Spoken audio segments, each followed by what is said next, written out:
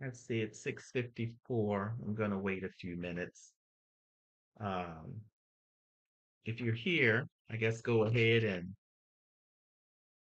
um, drop where you're, watching from. So I'm gonna start at 7 o'clock. So just setting things up.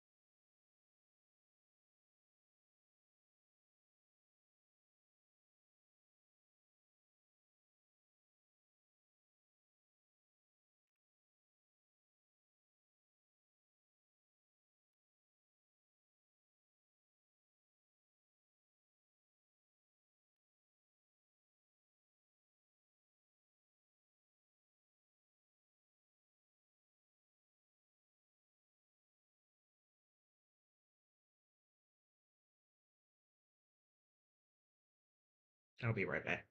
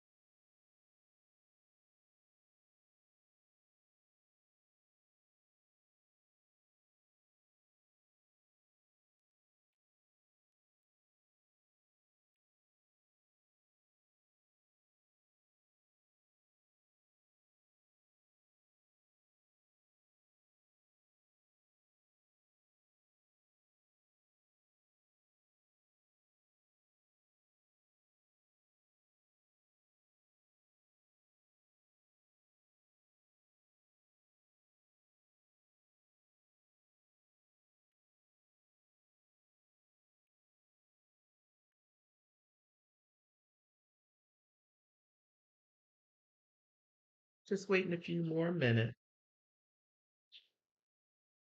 and I will start promptly at 7 o'clock.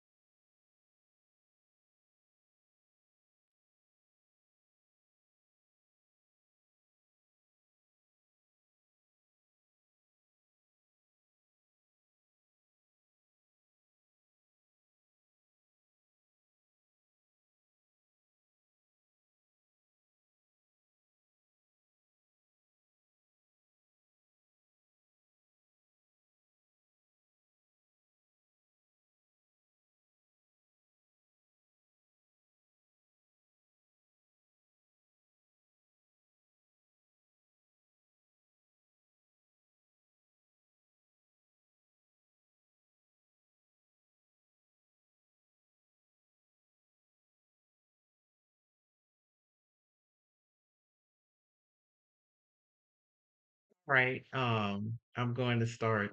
I'm going to go ahead and get started. If you're joining live, welcome. And if you're not, and you're watching the replay, this is still going to help you. I want to start off by saying that I'm not doing a Q&A, so there's no questions and answers today. This is actually my first live um, in a very long time. So, but today I am going to do a live NCLEX case study. You know, we're going to talk about adrenal crisis, and I want to try to make it easy for you. And I'm going to kind of walk step by step through the process so you can really think like the NCLEX. So, you know, the same things that I always kind of do. I'm going to tell you what you should notice, kind of discuss, what does it mean, and what would you do first. So, really don't worry about everything getting right. Just walk through this process with me. So, I guess I'm going to start. And like I said, this is not a Q&A today. I'm just going to go over adrenal crisis for my first live. And then, in the future, I will be doing more NCLEX style questions and then we can do some question and answer in the future. So I guess let's just dive right on in to this. So, you know, a lot of times I start off with just a situation, and this is no different. So, we're going to start off like this. So, let's just say you're working in the emergency department, right? And so a patient walks in and they are weak and they're dizzy, they're hypotensive. Their blood pressure, you're assessing them, and every time you assess their blood pressure, the blood pressure keeps dropping. They seem like they're confused. They're not responding the way you expect. Now, here's the problem with all of this.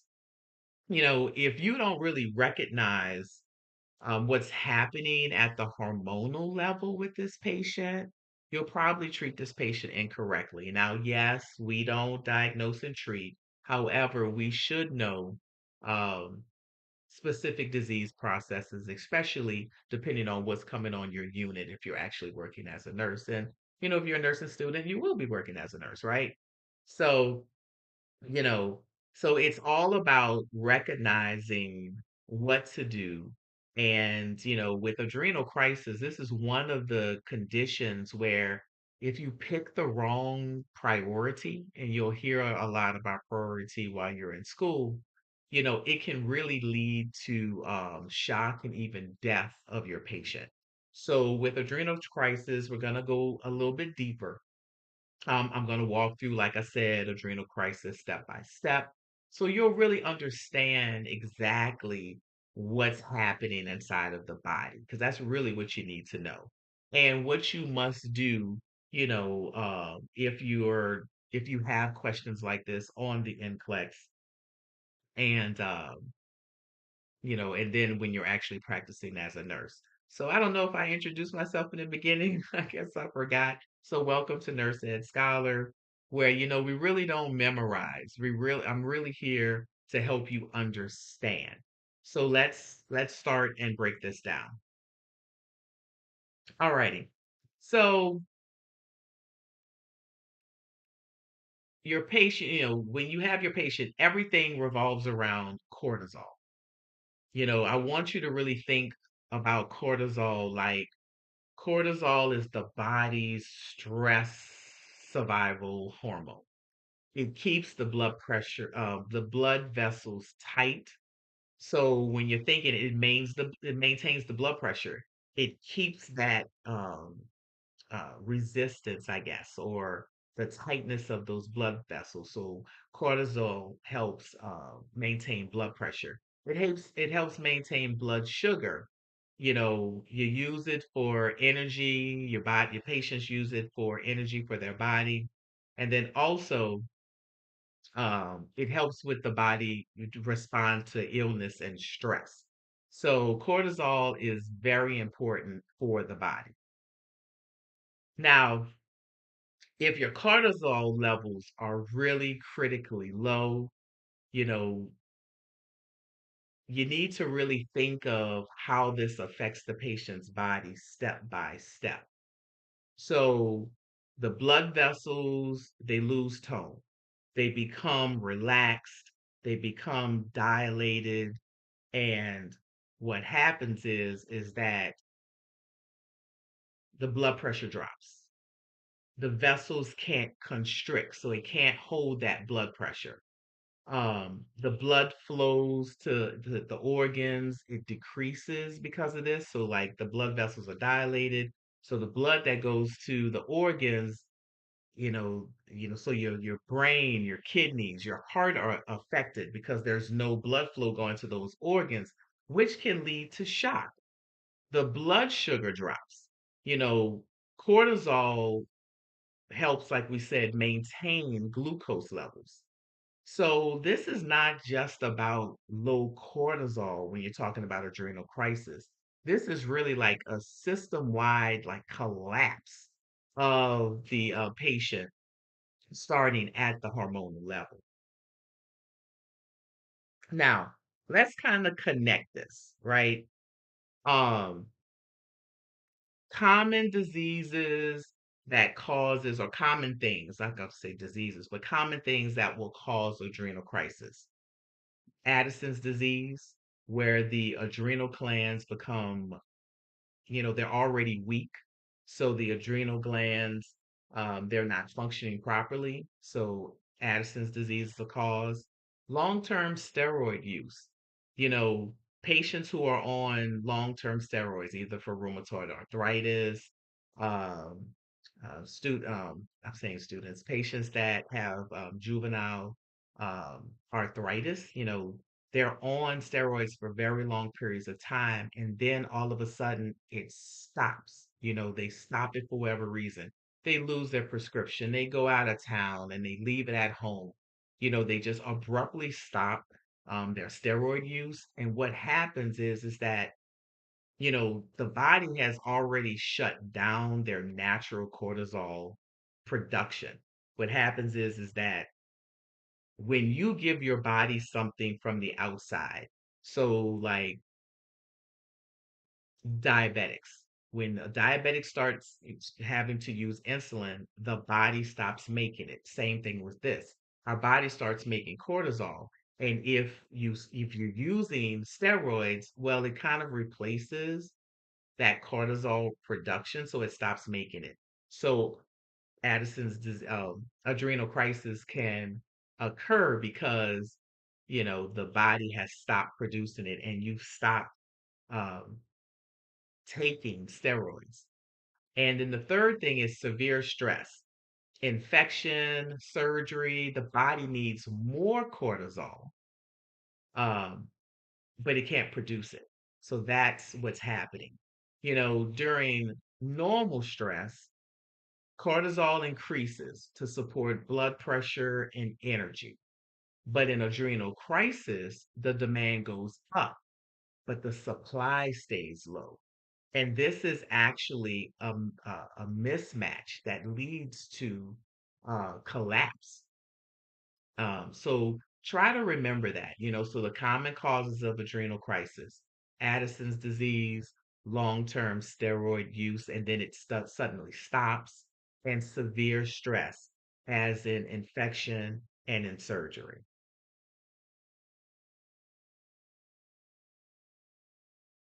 All right, so let's talk about labs. So when a person has adrenal crisis, they'll have low cortisol, they'll have low sodium, uh, they'll have a low glucose, and of course, they'll have low cortisol, and they'll have high potassium. So remember that adrenal crisis, low sodium, high potassium, low glucose, and low cortisol. So let's break them all down and explain why is this happening to your patient.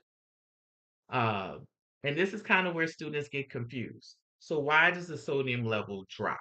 And that's because of aldosterone, which is a related hormone, but there is a loss of aldosterone. So aldosterone is also low.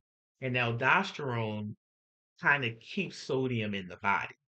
And without it, sodium is lost in the urine. As of with potassium, now the potassium levels increase. So if sodium is lost, potassium stays behind, and the body can't excrete the potassium properly. So that's why there's excess potassium.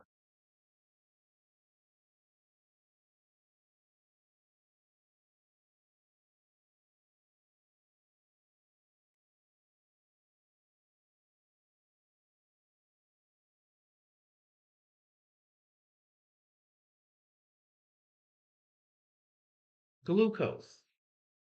I'm sorry about that. My phone was ringing for some reason.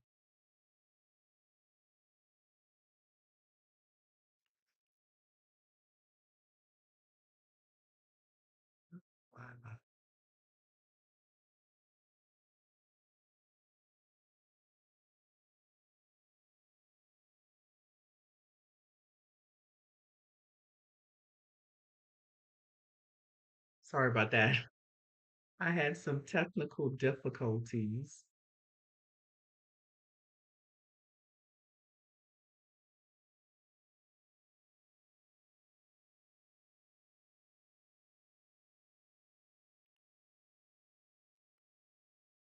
So glucose. Um, what happens is that glucose normally increases blood sugar, and without cortisol, the body can't supply the body of the glucose that it needs.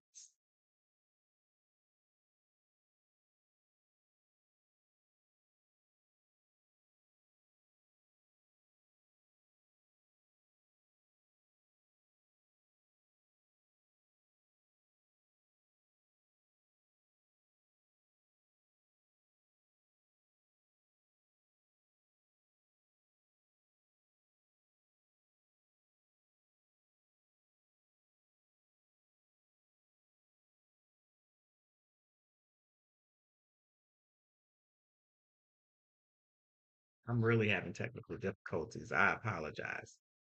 All righty. So now let's summarize. With the low sodium, you have fluid loss. With the high potassium, you're at increased cardiac risk. And with the low glucose, you're going to have confusion. Your patient's going to have confusion. They're not going to, they call it brain dysfunction, but basically your patient is going to be confused. And so this kind of helps what you're going to actually see clinically with your patients. All righty, let's move on. We were talking about patient presentation. So let's move to presentation.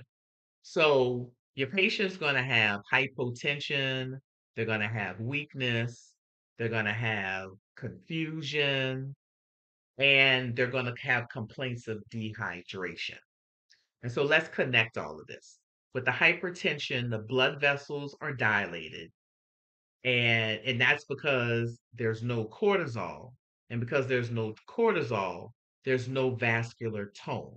We talked about those blood pressures, blood vessels being tight. The weakness is because of the low glucose. The cells lack the energy that's needed. The confusion is because the brain is not getting enough perfusion because of the dilated blood vessels and because of the low glucose.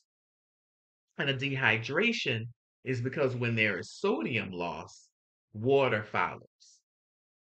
So what you're actually seeing is like circulatory collapse.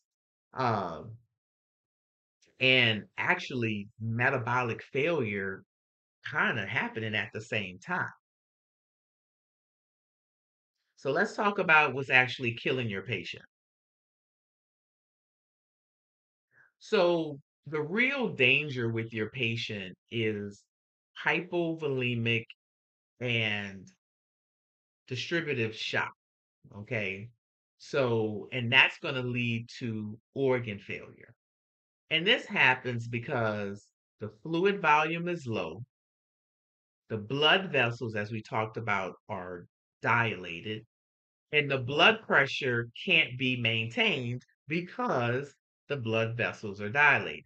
And so this leads to, and we talked about it before, decreased organ perfusion, leading to organ failure.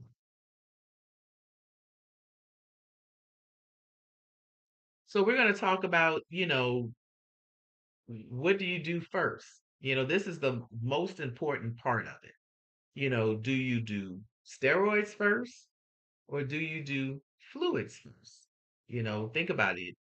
You're hypotensive, you're losing fluids, the vessels are dilated. Like, what do you do? And you're going to see a lot of priority questions, while you're in school. And so the answer is you're going to fix the problem. You're going to give steroids first because this is a hormonal failure instead of just a fluid problem. Because if you give a patient just fluids, yeah, it may fix them for a little bit, but you have to fix the root cause. And so when you're thinking about, well, why not fluids first? I mean, the person's dehydrated, right? But if you only give fluids, like I said, you're temporarily fixing the problem. You may increase the volume, but the blood vessels are still dilated and the body can't respond to stress. So fluids alone, it's not going to stabilize your patient. It's not going to help your patient. I mean, it's kind of like putting a band-aid on a situation. And so, the full treatment of a person with adrenal crisis, steroids fix the root problem. They're going to restore the cortisol. They're going to improve the vascular tone. Remember, without cortisol, the vessels are dilated. It's going to support that blood pressure. And this is why steroids first, because they are life saving for your patient with adrenal crisis. Okay. Then we're going to prioritize the IV fluids because IV fluids, like we talked about, is going to support circulation, is going to increase the volume because the person is dehydrated. But remember, without cortisol, fluids alone are not enough. Okay. So this is a kind of combined approach. You fix the hormone, you support the circulation with the fluids.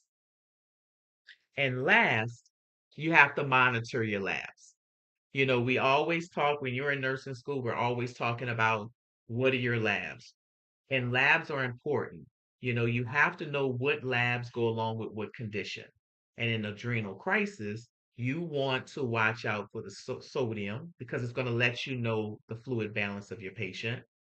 You're going to check the potassium because if the potassium levels are too high, it's going to put your patient in cardiac risk. And then, of course, you're going to watch the glucose because you're going to need that glucose for brain function because the patient comes in confused. And these imbalances, remember, um, high potassium can cause arrhythmias, and you know these um, these labs can cause neurological decline. Remember, you know, if your patient has hyponatremia, it can cause confusion. If your patient has low glucose, it can cause a mental status change. And so that's why knowing your labs and what they do are so important. Okay. So monitoring your patient is very critical. And so you will know if your interventions are actually working because the blood pressure will improve and the mental status of your patient will also improve. So let's do a quick kind of scenario. I try not, I mean, I'm not making these questions hard. It's just I'm trying to get you to kind of see the bigger picture. So you have a patient, they come in with hypotension, hyponatremia, hyperkalemia, and then while you're getting the history of your patient, you find out that they have a history of Addison's disease. And so, what is the most important intervention? And we talked about it. You want to give your patient IV hydrocortisone. Okay, we want to give them that steroid because the patient is in adrenal crisis. Okay, so let's look at what the NCLEX wants. You're not going to give fluids only. It's helpful. We talked about um, increasing the fluid volume of your patient because your patient is dehydrated, but it doesn't fix the hormone deficiency with a person with adrenal crisis.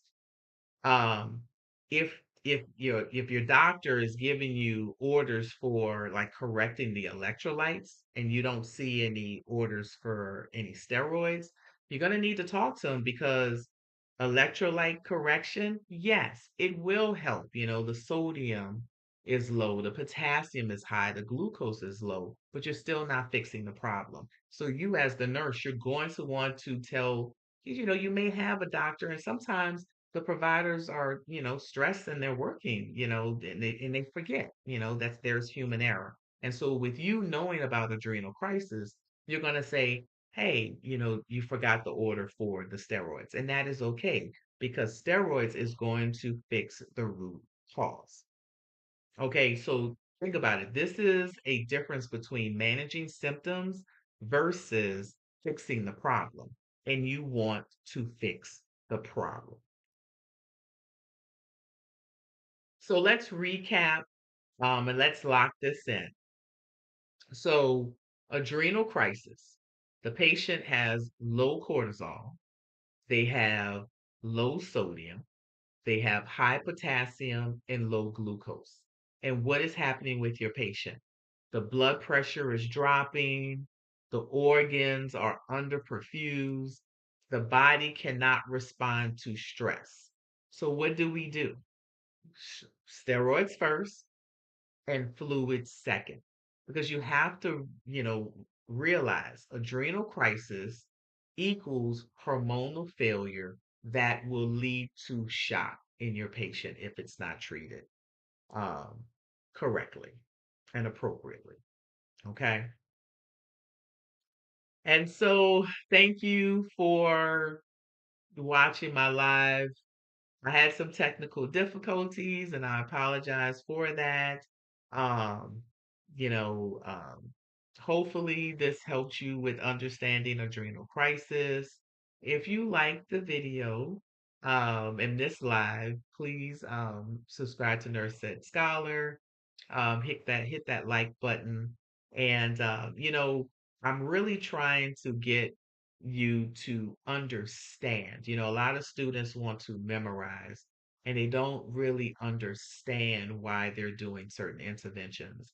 And my goal is to create a digital library of videos to really get you to understand, you know, certain disease processes and the interventions that you will perform on your patients and really understand why you're doing it and how you're truly helping your patient. And so, thank you again for watching this I guess my second Nurse Ed Scholar live. And until next time,